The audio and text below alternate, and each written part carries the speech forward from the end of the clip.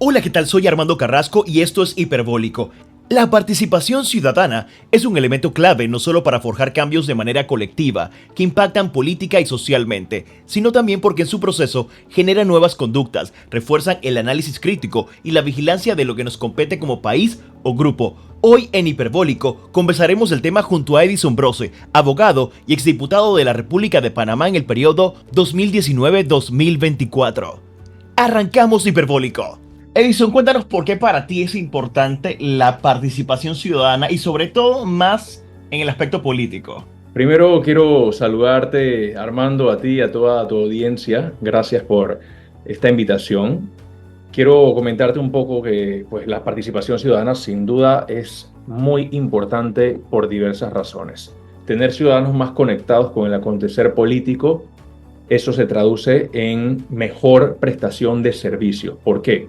Porque cuando las personas están pendientes de los servicios que deben recibir, asimismo demandan calidad, demandan que se hagan de manera correcta, transparencia, por lo cual mayor participación ciudadana se traduce en mayor transparencia, mejor fiscalización, mejor prestación de servicios, ciudadanos involucrados que son parte de la co-creación de las políticas públicas, poder sentar a ese sector público con ese sector privado, a los ciudadanos en una misma mesa a decidir sobre su futuro. Esas cosas no ocurren si no hay una participación ciudadana. Y al mismo tiempo a fortalecer la democracia, porque precisamente sentar a distintos actores, escuchar la voz de la ciudadanía, eso es precisamente la democracia. Tomar decisiones ajenas a lo que las personas demandan, precisamente es lo que lleva a otros regímenes, al autoritarismo, totalitarismos y, digamos, otras desviaciones que no tienen nada que ver con esa toma de decisiones. Y por supuesto que hay un componente de educación que se va generando con la participación ciudadana, porque para ponerlo en el ejemplo de los jóvenes, que pienso que es sumamente importante, mientras más jóvenes participan en política, y no me refiero a participación como actores políticos, sino a dar seguimiento, a estar involucrados, esto lleva a que estos jóvenes conozcan cómo las instituciones se manejan, cuáles son las respuestas que deben dar las instituciones, cuáles son las funciones de cada cargo. Y eso mejora la educación cívica. Por lo cual pienso que es uno de los elementos más fundamentales dentro de una democracia y un Estado de Derecho. Y esto en Panamá se ha ido dando de manera orgánica, quizás no lo veíamos hace 15 o 20 años atrás. No sé si es el acceso y la libertad que nos dan las redes sociales, que uno lo ve un poco más participativo a nivel ciudadano. ¿Esto se ha dado para ti de manera orgánica o sientes que esto se tenía que dar? Pienso que ha sido una evolución a través del tiempo con diversos factores que han influido en ello. Por supuesto que la emergencia de las redes sociales ha facilitado la participación ciudadana, sobre todo en los segmentos más jóvenes. Hoy en día la generación Z, por ponerte un ejemplo, e incluso más jóvenes, son personas que ya están participando en política, que se están empapando del quehacer político, que incluso están participando activamente. Hoy en día tenemos diputados súper jóvenes. Eso es algo que hace 10, 15 años nosotros no veíamos en Panamá. De hecho, era atípico encontrar un diputado de 20 años, entre 20 y 30 años. Sin embargo, conforme va aconteciendo el tiempo, vemos que hay nuevas generaciones involucrándose en política, cada quinquenio más. El quinquenio anterior éramos unos que otros jóvenes, ahora son más, posiblemente en el que viene puede que sean más. Entonces, yo pienso que hay que darle algo de mérito, por supuesto, a las redes sociales que han facilitado esa conexión con estas nuevas generaciones. Pienso que ha facilitado también la participación justamente de actores jóvenes. Eso ha ayudado a conectar a muchos jóvenes, porque ¿qué pasa? Cuando uno ve a su compañero de escuela en política tomando decisiones, lo ves en la televisión, lo ves en los debates, cuando ves a tu vecino, cuando ves a alguien que conoces, lo sientes un poco más cercano que si solamente prendes la televisión y ves personas que anteriormente pues llevaban una eternidad en los cargos, que muchas veces ni siquiera los puedes ver en persona, muchos no eran accesibles, al no existir las redes sociales, ni siquiera un mensaje de aquellas personas la gente tenía. Entonces eso genera cierta desconexión, y esa desconexión puede llegar a a terminar en apatía, de que pues la gente simplemente se desconecta. Pero cuando vemos que hay involucramiento de nuevos actores, pues la gente le da seguimiento. Eso creo que ha ayudado. Los medios de comunicación, sin duda, pienso que ellos han sido parte también de la participación ciudadana tradicionalmente, a lo largo del tiempo. Sin los medios de comunicación, pues la gente no se hubiese enterado absolutamente nada. Son fundamentales en una democracia. Entonces yo pienso que esa serie de elementos van ayudando a que las personas se involucren en las universidades también. Todo esto va mejorando. Creo que sí hay mayor y mejor participación ciudadana hoy en día que antes. Antes de tu gestión como diputado, y eso cuando estabas formando profesionalmente, ¿ya tenías en tu mira ser parte del tema político? De la política, sí. De la política, sí.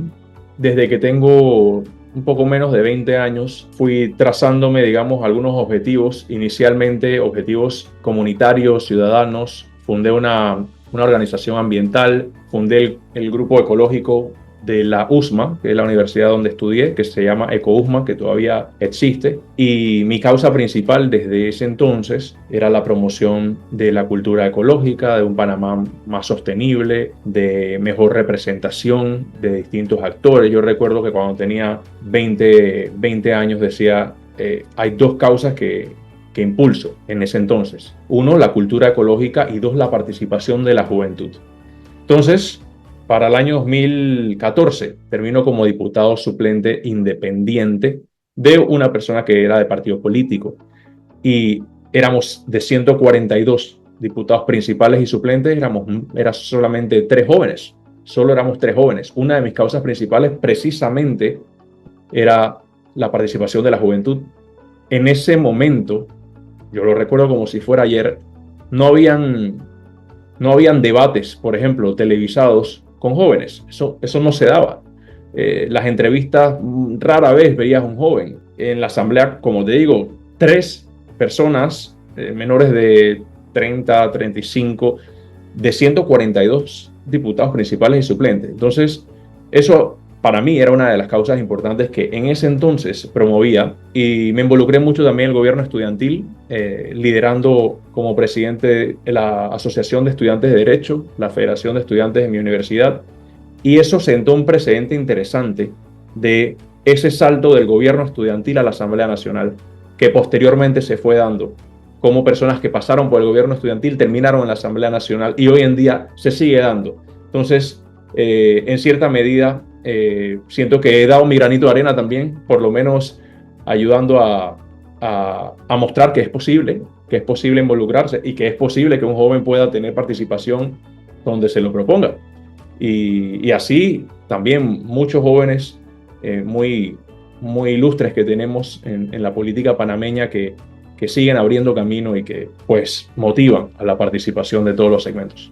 Importante también mensaje para toda aquella gente que no solamente está estudiando derecho, que se ve de alguna manera siendo un actor político, sino también aquellos jóvenes que están quizás en el colegio secundario, que están en estos grupos de debate, que ahora están muy movidos y están muy promocionados también de alguna manera, para que vean esa oportunidad de participar, de involucrarse y por lo menos de aportar de alguna forma, porque se puede aportar en alguna esquina, como tú lo dices, ya sea en un gobierno local, ya sea desde la Asamblea de Diputados o en algún otro puesto. Edison, para ti, esa bandera o estandarte del tema de la ecología, ¿lo tuviste desde antes de involucrarte? ¿Por qué ha sido una preocupación para ti la ecología en Panamá?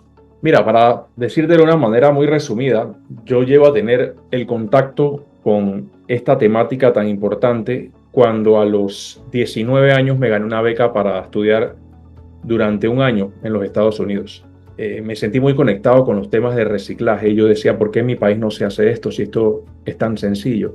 En el momento, sobre la marcha, me fui dando cuenta que no era tan sencillo como aparentaba. Sin embargo, al regresar a Panamá me sentí muy motivado. Ahí es donde fundo estas organizaciones ambientales. En ese entonces iniciamos la práctica del reciclaje. Hicimos que 12 estaciones de reciclaje en todo lo que es el distrito de Panamá estuviesen operando, incluyendo San Miguelito, que fue la primera que inauguré en ese entonces. Y bueno, fuimos aprendiendo sobre la temática. Entonces comenzó con el reciclaje, luego noté pues, y fui aprendiendo muchísimo más con con todos estos temas ambientales que van más allá del reciclaje, al punto que mi principal propuesta cuando me postulé para diputado suplente, que fue mi primera incursión en la política, era la ley de reciclaje de Panamá, la ley de reciclaje gubernamental. Esa fue mi primera ley y se logró, gracias a Dios. Y posteriormente, ya como diputado principal, sí me establecí otros objetivos de desarrollo sostenible, por ejemplo,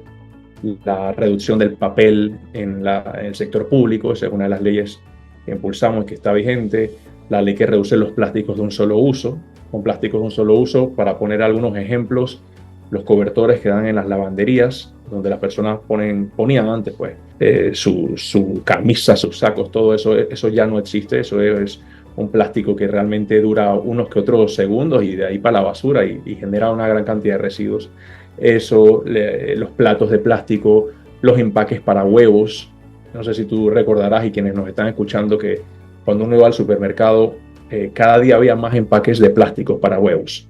Ahora hemos retornado nuevamente a los de cartón y pues ya no se ven los de huevos. Eso fue uno de los que fueron desapareciendo. Los palillos cóctel, los carrizos de plástico, que eso han tomado un poco más, pero todavía digamos que se están logrando la disminución, incluyendo los Tetra Pak. Los Tetra Pak hoy en día vienen con un carrizo de papel. Eso fue parte de esta ley, de los objetivos y logros de esta ley, entre otros plásticos de un solo uso que ya no existen en el mercado y que quizás para quienes se preguntan dirán, oye, pero eso no se recicla. La respuesta es que no. Los plásticos de un solo uso que nosotros hemos decidido sacar del mercado son los que realmente terminan en residuos, terminan contaminando, impactando nuestra ciudad, nuestros mares, las costas, entre otras, y realmente no se recicla.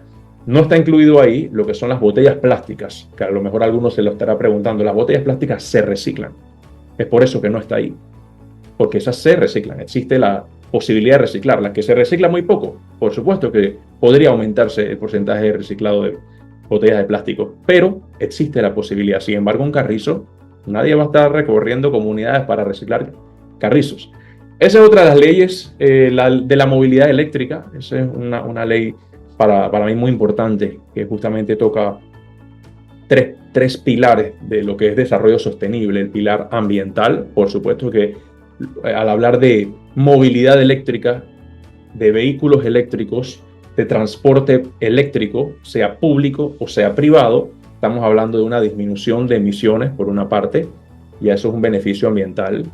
Estamos hablando de disminución de la contaminación. Ese es un objetivo social: menos contaminación, menos enfermedades, menos impacto, menos polución que impacta nuestros ecosistemas. Y estamos hablando también de objetivos económicos interesantes, porque en un país como Panamá, que no es un país productor de hidrocarburos, es decir, en Panamá nosotros no generamos gasolina porque no tenemos petróleo. Sin embargo, sí generamos electricidad, energía. Al generar energía, Panamá, apostándole a la movilidad eléctrica, tiene un yacimiento económico impresionante que podría estar aprovechando de aquí a algunos años. Y pues hoy en día ya existen y pueden operar, gracias a esta ley, más de 170 estaciones de carga de vehículos eléctricos, lo que ayuda a generar empleo, mueve el mercado. Cada una de esas estaciones de carga que uno va tiene algún local donde te venden lo que sea que necesites, como en las gasolineras, que siempre tienen una tiendita o algo así. Igualmente pasa con las estaciones de carga de vehículos eléctricos. Es decir que más allá del impacto y de los empleos generados por la misma industria, también hay un impacto colateral. Ahí lo que son las externalidades positivas de esta política. Por lo cual me siento bien contento. Esa es una de las leyes que me siento más contento de junto a nuestro equipo y a las personas que se involucraron, a los sectores público, privado, academia, sociedad civil, todos los que nos sentamos sobre esa mesa, logramos trabajar una política de Estado, y Panamá fue uno de los primeros países en contar con una ley de movilidad eléctrica. Hoy en día existen incentivos interesantes en movilidad eléctrica. Por ejemplo, el carro eléctrico no paga placa por 5 años, tiene una exención de fiscal también de aquí hasta el 2030 de impuestos de importación, tiene la posibilidad de que en los edificios y en los nuevos, digamos, la nueva infraestructura venga lista para que pueda tenerse todo el cableado, porque ese ha sido uno de los mayores retos. Panamá es un lugar, por lo menos en la ciudad, hay muchos edificios, entonces muchos usuarios decían anteriormente, ¿cómo se hace si el edificio ya existe, no está acondicionado para cargar el vehículo? Bueno, ya esta ley, pues, digamos que establece que todos los PH deben adecuarse y todos los nuevos deben ya venir con el diseño para la infraestructura de carga. Entonces, eso ha dado, digamos, resultados interesantes. Está creciendo el mercado de vehículos eléctricos muchísimo más que antes. Para ponerte un ejemplo, el año pasado, a la mitad del año, ya se habían vendido todo lo que se vendió en el año 2022. Para la mitad del año 2023, ya eran creo que más de 300 vehículos eléctricos vendidos, lo que era la cifra total del 2022, para poner un ejemplo. Es decir, que los incentivos y todo lo que es la evolución de esta nueva tecnología también va paso a paso calando. Entre otras cosas, incentivos ambientales también. Hay una ley de incentivos ambientales que impulsé en la Asamblea que justamente apunta a generar mayor inversión en todo lo que son empresas de impacto social ambiental. Es decir, si alguien quiere instalar una empresa de reciclaje, por ejemplo, hay una categoría de incentivos a los que va a poder aplicar. Todo lo que tenga un impacto ambiental, ya entonces esta ley incentiva pues, a este tipo de inversionistas a que apunten a estos nuevos mercados. Y creo que a nivel legislativo se logró bastante. Hay actualizaciones a leyes también interesantes que trabajamos en equipo en la Asamblea. Por ponerte un ejemplo, la Ley 70 de Protección Animal, esa la actualizamos en la Asamblea. Yo fui presidente de la subcomisión y mi equipo trabajó las actualizaciones de esa ley, por lo cual pienso que en el quinquenio 2019-2024 se avanzó con creces en todo lo que es la temática ambiental y eso fue justamente parte de lo que yo consideraba que era mi misión, por lo menos durante ese tiempo. Porque al final el tiempo es corto, no hablo de 5 años, sino que el tiempo se pasa rápido. El tiempo se pasa rápido y aparte, una ley no es como un decreto que se hace y al día siguiente está. Una ley se presenta hoy y sobre la marcha va sufriendo muchos cambios, modificaciones, se van integrando nuevos actores y ahí pueden pasar 1, 2 años, 3 años y para que tenga impacto y para que tenga consenso y para que las personas se sientan conectadas con la política, eso toma todo un proceso, o sea, toma todo un proceso de diálogo, de examinar cada uno de los artículos, hasta una palabra. En derecho una palabra te cambia el significado para una cosa o para otra, entonces hasta examinar una palabra, imagínate ese ejercicio con toda una ley. Yo pienso que esa fue una de las experiencias más bonitas que tuve en la Asamblea, de ver cómo con este tipo de políticas y otras, grupos que tenían, digamos, diferencias reales de intereses, cada uno defendiendo su interés, pudieron ponerse de acuerdo y tomar decisiones en consenso, en democracia. Y eso para mí fue, yo pienso que de las mejores experiencias y mayores logros que siento que he tenido como político.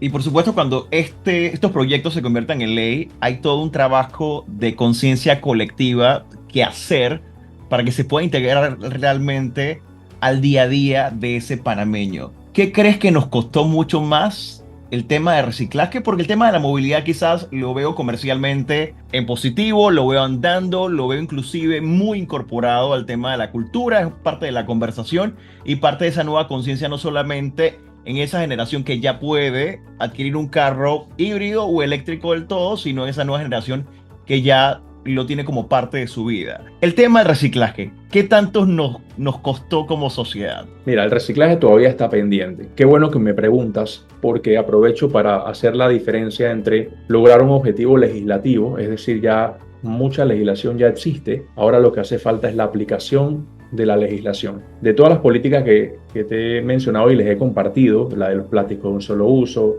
la de la movilidad eléctrica, reducción de papel, reciclaje, muchas de estas ya las vemos en la práctica. Por ejemplo, la de los plásticos. Si vas a la lavandería no te deben dar el plástico, no vas a ver los empaques de los huevos. Igual pasa con la movilidad eléctrica, todos los incentivos, es un hecho que te dan los incentivos, es un hecho que está creciendo, es un hecho que se puede operar la infraestructura de carga gracias a esta ley.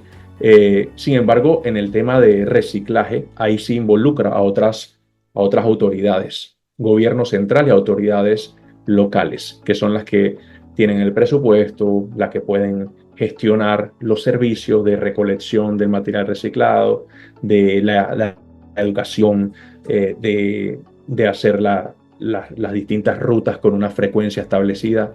Todo eso ya trasciende de la ley. Es decir, que eso ya forma parte de la implementación de este tipo de iniciativas, y eso sí se logra es con voluntad. Con voluntad. Presupuesto hay, porque esto no es un tema que es excesivamente costoso. Esto no es fácil, pero tampoco es algo que sea incosteable. Entonces, la posibilidad existe. Lo que siento que faltó en el gobierno anterior fue voluntad, y pues este es un gobierno entrante, así que esperemos que muchas de estas iniciativas puedan llevarlas adelante sobre los 4 años y tanto que van a tener. Yéndome esa misma línea, Edison, ¿qué quieres tú para Panamá? Yo siempre he soñado con un Panamá, que sea un Panamá de oportunidades para todos. Oportunidades para todos me refiero a que sea un Panamá que le dé ese reconocimimo al mérito. La meritocracia creo que tiene que llegar a Panamá. ¿Qué es meritocracia? Que esa gente que trabaja fuerte pueda llegar a ser tomada en cuenta más allá de si tiene conexiones políticas o si tiene pesos pesados detrás, que pueda tener oportunidades basado en su mérito. Porque el mérito, para mí, es lo más inclusivo que existe. El mérito no mida estatus social, ni económico, ni tu color de piel, ni de dónde vienes. El mérito es el mérito. Entonces tú puedes ser como sea. Si tú cuentas con el mérito, a ti te corresponde.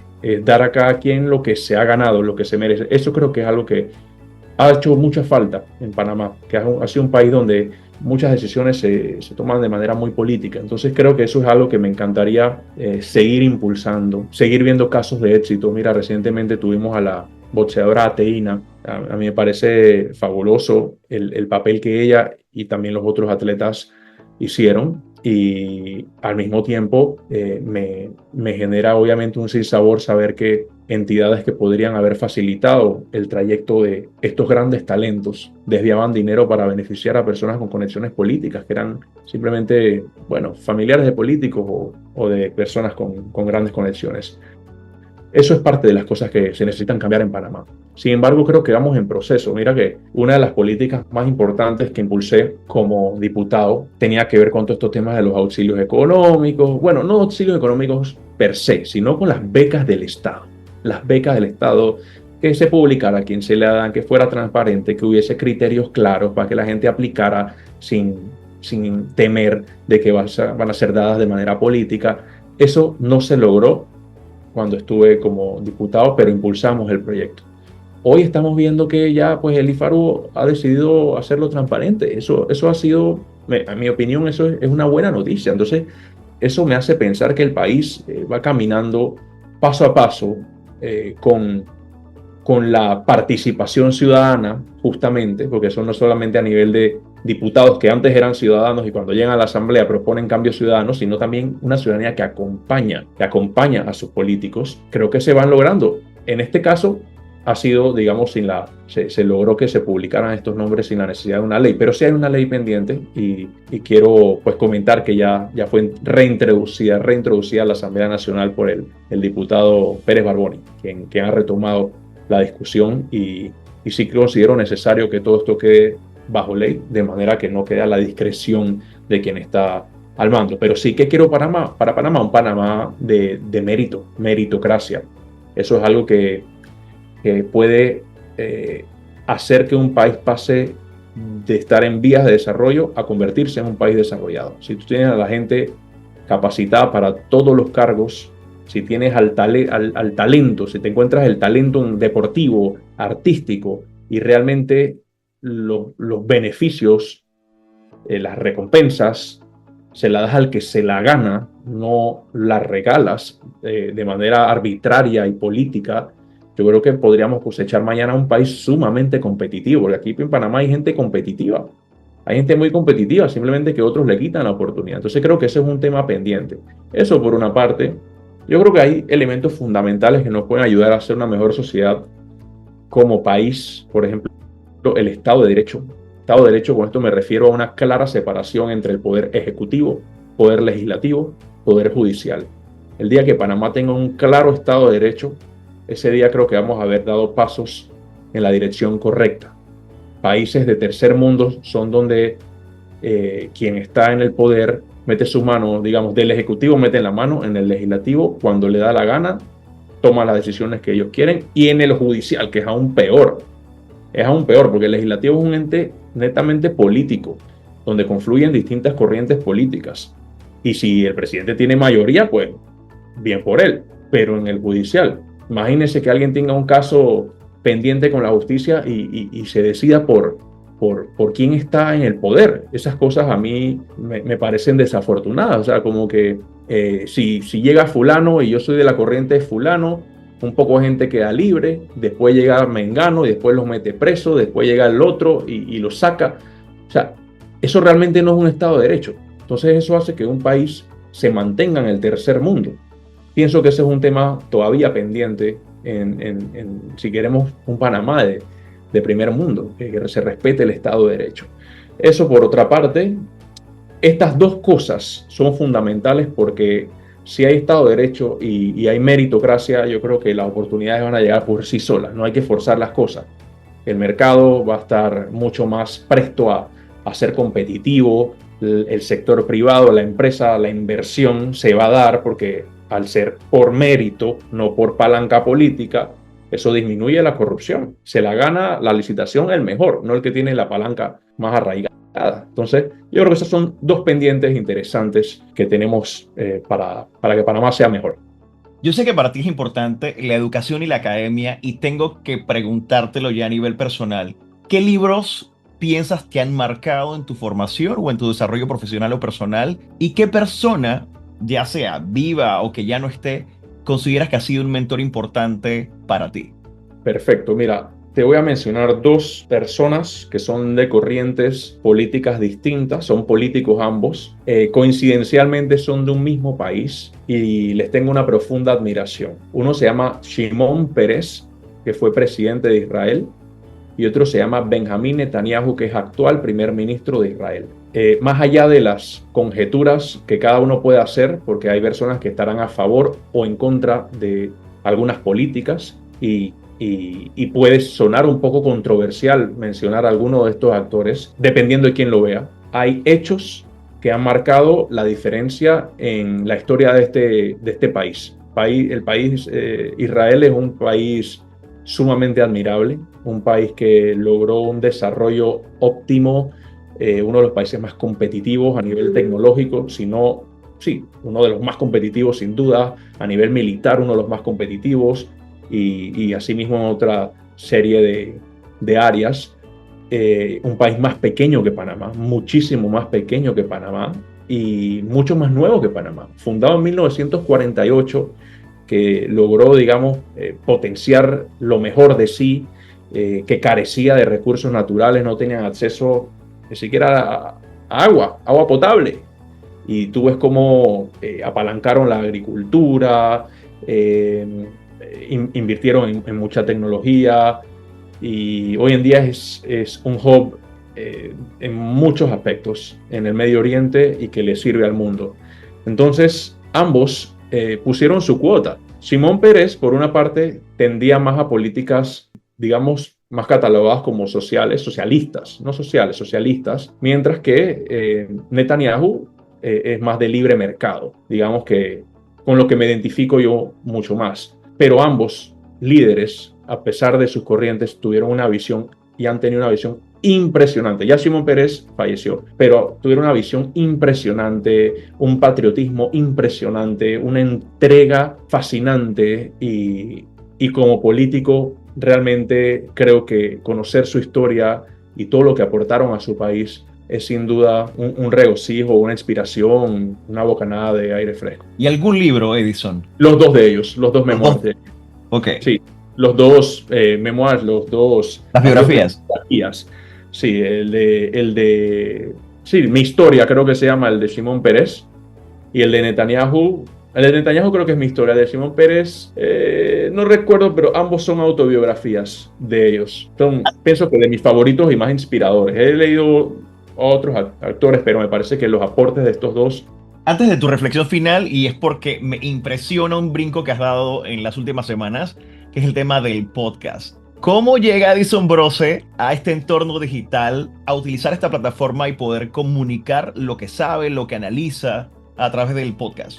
Mira, yo pienso que razones puede que hayan distintas razones. Sin embargo, pienso que es una especie de aporte que uno de alguna manera va haciendo. Uno a veces tiene ideas que le gustaría compartir, otras que le gustaría debatir y escuchar otros puntos de vista. Y si uno se las guarda y no se comparte, entonces pienso que ahí se puede perder, digamos, el potencial de esa idea. Porque se puede ser una idea que puede llegar a surgir, en la que muchos podrían, digamos, ser parte de proyectos, de iniciativas. Por ejemplo, yo he estado hablando recientemente de distintos temas, pero política fundamentalmente. Entonces, por ponerte un ejemplo, mi primer episodio fue sobre el subsidio postelectoral y eso llama a un debate. Necesitamos nosotros en Panamá que a los partidos o a los políticos electos sean premiados por ganar una elección con un subsidio postelectoral. ¿Se necesita eso? No se necesita eso. Eso trae debate, enriquece el debate y cuando la discusión venga, pues yo pienso que puede que haya más personas conectadas y que quieran hacer su aporte. Uno de los más recientes que hice fue cómo ganarse una beca. Yo digo, hey, esto me lo han preguntado un montón de veces, hey, dame tu experiencia, cómo es ganarse una beca internacional. Y yo digo, ¿sabes qué? Yo voy a hacer un video sobre cómo uno se gana una beca internacional. Y creo que puede ser un aporte interesante y a lo mejor puede brindarle ese consejo a muchos jóvenes y panameños que quieran de alguna manera aspirar. Yo pienso que he tenido la fortuna de contar con personas muy especiales e importantes para mí, mi familia, amigos, mentores, y han sido claves, digamos, en muchas decisiones que he tomado. Sin embargo, también conozco, y la política me ha dado la oportunidad de conocer muchísimas personas, jóvenes que no tienen mayor orientación, jóvenes que no tienen a alguien que le diga, tú sabes, yo creo que tú eres bueno para esto, yo creo que tú tienes un talento aquí en esto otro, o que simplemente puede que ya sean personas talentosas, pero no saben dónde buscar las oportunidades. Entonces, poder ayudar a darle un poco de guía a algunas personas, digamos, en este sentido de las becas, me parece que sería una contribución interesante. Entonces, es una mezcla, digamos que las temáticas las estoy variando bastante, pero sí quiero que tengan algo de contribución y me gusta, te lo digo, me encanta, me ha gustado, uno también se sigue actualizando, que yo pienso que eso es de lo más importante que cualquier persona, independientemente de la rama profesional en la que esté, creo que es de lo más importante que uno debe hacer en la vida, porque lo que hoy sabemos ya mañana es obsoleto. Entonces, esa constante actualización es algo que te abre la mente, que te da ideas y que te regocija un montón. Así que sí, estoy muy contento, estoy muy animado, me encantaría seguir haciéndolo. Toma tiempo, no es sencillo como tú lo has dicho, y te felicito por tu podcast, porque pues ya, como lo he mencionado, esto va más allá de presentar un podcast. Esto tiene un impacto. Una persona que haya escuchado el mensaje adecuado, el día adecuado, puede cambiar su vida, puede tomar una decisión por algo que escuchó. Entonces, me parece que quienes se dedican a ello están haciendo una contribución muy interesante. Una reflexión final para cerrar estos 30 minutos de conversación que han sido muy importantes porque hemos ido de un lado hacia el otro, ya sea en tu gestión pública, que ha sido importante, has tenido aportes, pero también en el camino, de alguna manera, eres un ejemplo para mucha gente que piensa o que pensaba que era muy difícil esa participación ciudadana. Y eso quisiera llevarlo a esta reflexión final. Para quien nos está escuchando, para quien se lo está pensando, quien antes lo vio de manera negativa, con esa antipatía y que ahora ve una oportunidad de contribuir al país y a la sociedad civil sobre todo, ¿cuál sería tu reflexión y tus palabras finales, Edison? Muchas de las cosas que uno se proponga, al principio puede que la veas como algo muy difícil, como algo inalcanzable. Desde ganarse una beca, por ejemplo, yo lo digo, en mi experiencia personal, yo pensaba que eso era para gente que estaba obsesionada con los estudios. Me di cuenta que no era así. Yo nunca estuve obsesionado con los estudios. Era un pelado normal en la escuela. Decidí ponerme las pilas en la universidad y paso a paso se fue dando y logré cosas que jamás me hubiese imaginado y me llevaron a entornos que jamás me hubiese imaginado en que estaría. Eso a nivel académico, a nivel político, pues yo no vengo de una familia que digamos que a nivel económico tenía las cosas resueltas. Cuando me postulé la primera vez no había una corriente, digamos, ya una fuerza establecida de independientes ni nada por el estilo. Es decir, que parecía muy imposible, parecía muy difícil, pero se dio. ¿Qué quiero decir con esto? Yo pienso que uno tiene que trabajar duro por lo que se proponga. Si tú te propones algo, trabaja duro y si fracasas, bueno, fracasas va a ponerle un nombre, pero no es realmente un fracaso. Si no te va bien en una oportunidad, te va a ir bien en la segunda. Y si no es en la segunda, entonces en la quinta. Pero simplemente yo creo que el hecho de apuntar a algo, de prepararse para lo que sea que uno esté apuntando, hace la diferencia. Los objetivos no se van a lograr si uno no lo intenta, si uno no arriesga, si uno no se prepara y si uno se desanima. Si uno se desanima del objetivo, no llegas. Tienes que simplemente estudiarlo bien, animarte, prepararte. Si algo no te sale en el momento, pues eso es parte de la vida y yo pienso que todas las personas exitosas que cualquiera que esté escuchando admire debe tener un currículo tanto positivo de los logros como un currículo de objetivos no logrados. Todos en algún momento, en lo académico, en lo sentimental, en lo laboral, en lo político, todos en algún momento hemos pasado por objetivos no alcanzados. Así que eso es parte de. Entonces, yo creo que ese es el mensaje. Perseveren, enfóquense, prepárense y las cosas se van a ir dando. Y con esta reflexión de Edison Brose, culminamos este episodio de Hiperbólico, Participación Ciudadana. Recuerda que puedes escuchar este y todos los episodios de Hiperbólico en Spotify, Apple Podcasts, Deezer, mi canal de YouTube, Audible y Amazon Music. Armando Carrasco se despide y nos escuchamos muy pronto.